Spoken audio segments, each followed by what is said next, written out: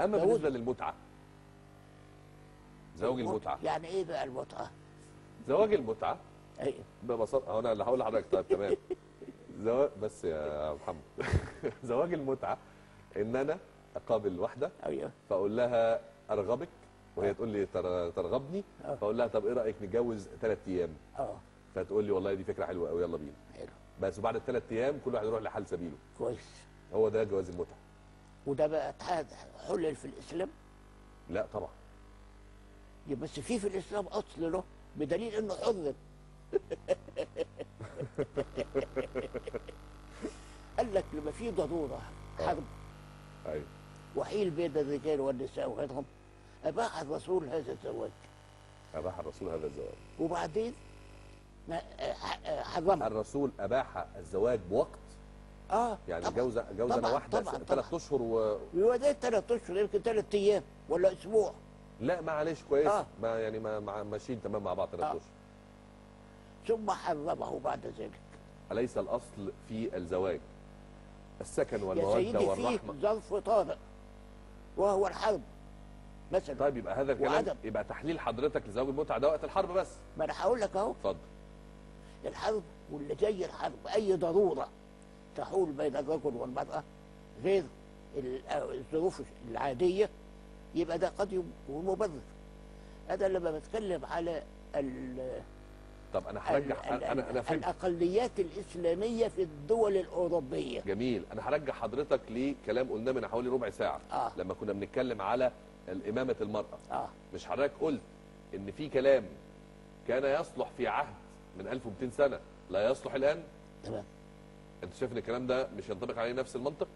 ان اللي حصل وقت الحرب وكانت الدنيا صعبه وكان الانفتاح المجتمعي صعب والجواز صعب واللي الناس بتطلع تحارب بجمل فتروح توصل لمكان الحرب اساسا مع عند بدر في 6 اشهر.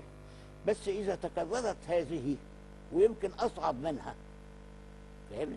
يبقى في حاله جديده زي الاقليات الاسلاميه في الدول الاوروبيه. ما يقدرش يتجوز واحده من جنسيته. يبقى ضروري يا اما يتجوز واحده انجليزيه ولا فرنسيه ولا المانيه. لو اتجوز هيبقى زواج اوروبي يعني يستمر طول الحياه. لا انا بتكلم على لو زوج مصري عنده زوجه وبنت وولد. انا بتكلم بس حضرتك مثل عشان بس شرحت لي. صدق. انا لم اتحدث عن هذا الموضوع الا بصدد الاقليات الاسلاميه في المجتمع الاوروبي. بس دول بس اللي حضرتك شايف ان دول يصلح لهم. بالظبط. لكن احنا ما يصلح لناش. لا طبعا. لكن واحد مصري مثلا جاله عقد عمل في الكويت لا. فقاعد 2 سنين بعيد عن مراته واولاده في الكويت فممكن يتجوز واحده 2 سنين. ما دي مالهاش علاقه باقليات بقى اهي. هو عايش في الكويت وفي دوله اسلاميه عربيه شقيقه ولاده هنا 2 ساعتين بالطياره. متجوز او عنده عيال هنا بس راح يزود دخله في الكويت. لا اولا انا بتكلم على الاقليات الاسلاميه. طيب حلوه كده على الاقل حددناها. حاجه ثانيه حددناها بحيث ان انا طبعا مش هقدر هرد. المشايخ اللي يردوا على حضرتك يردوا فيما يتعلق بالاقليات زي مثلا اقليه مسلمه في بلغاريا. بالظبط. حضرتك بتتكلم على كده يعني. ماشي. طيب تمام. واضح الكلام ده مني يعني تماما. يعني لو كان اكتر من كده كنت اقول طبعا. الارتداد عن الاسلام ليس كفر؟ مساله كفر ولا غير كفر مش هي المهمه. المهم عليها عقوبه ولا لا. ده المهم. كفر دي ندعها لله تعالى فاهمني؟ هو اللي يحكم فيها. ولكن هل ارتد فيعاقب ويفرض عليه ما يقولون حد الردة؟ انا بقول ما فيش حد الردة. حضرتك شايف ان ما فيش حد ما فيش حد الردة. والحديثان الصحيحان حضرتك شايف ان هم مش صحيحان؟ قول يا سيدي. الحديث اللي بيقول من بدل دينه فاقتلوه. ده مسلم رفضه. مسلم رفضه من حديثه. ليه؟ طيب. لأن راويه أكذبة وكان بيقول لك إن ده فيه كلام. والحديث الثاني لا يحل دم مسلم إلا بإحدى 3 منها المفارق لدينه. المفارق للجماعة. لا المفارق لدينه. لا والمفارق ضروري فيه قرن ما بين ترك الدين وترك الجماعة. انا لو مسلم وارتديت عن الاسلام. كلام ابن تيميه ده مش كلام انا. طب سيبك من كلمه كفر يا استاذ جمال. انا لو ارتديت عن الاسلام ابقى اسمي ايه؟ مرتد. راجل مرتد. ما ده حريتك في هو الكفر. الضمير بتاعك. هو الكفر يعني انت ليه ارتديت؟ هو حضرتك استاذنا طبعا في اللغه العربيه. اتفضل. كلمه يكفر بشيء معناها ايه؟ يعني يترك الشيء. يترك الشيء. تمام. فانا تركت الاسلام اي انني كفرت بالاسلام، معلش فاصبح كافرا بالاسلام. بالمعنى اللغوي، ولكن مش شرط انه يبقى التعبير الديني الاصطلاحي. وعلى كل حال كفرت ماشي. لا حضرتك بتريحني يا استاذ جمال، حضرتك شايف ايه؟ ما يهمنيش. شوف، انا يهمني مش كفرت ولا ما كفرتش، انا يهمني انه ليس هناك حد من ارتد عن الاسلام لا يقتل. لا يقتل مطلقا. فاهم؟ تقول لي على اي اساس؟ تسالني. ان القران ذكر الرده مرارا وتكرارا ولم يرتب عليها عقوبه دنيويه. ان الرسول ارتد في حياته افراد، يعني مش واحد ولا اثنين، عدد كبير لم يرتب عقوبه ولا استتبعهم باستتابه او غيره. ده كان فيها يا استاذ جمال حروب الرده، الحروب التي قامت على المرتدين علشان ده هيعمل نوع من انواع البلبله في الاسلام. حروب الرده ايوه. كان منهم ناس بيؤمنوا بالله وبالرسول عليه الصلاه والسلام ويصلوا كويس ويصوموا، ولكن لا يدفعون الزكاه. يبقى هنا في ركن معين، والركن ده هو الركن يمكن الوحيد اللي يجمع انه عباده من ناحيه وكيان اقتصادي للدوله وللتكافل الاجتماعي، وهو ركن من اركان الاسلام من ناحيه ثانيه.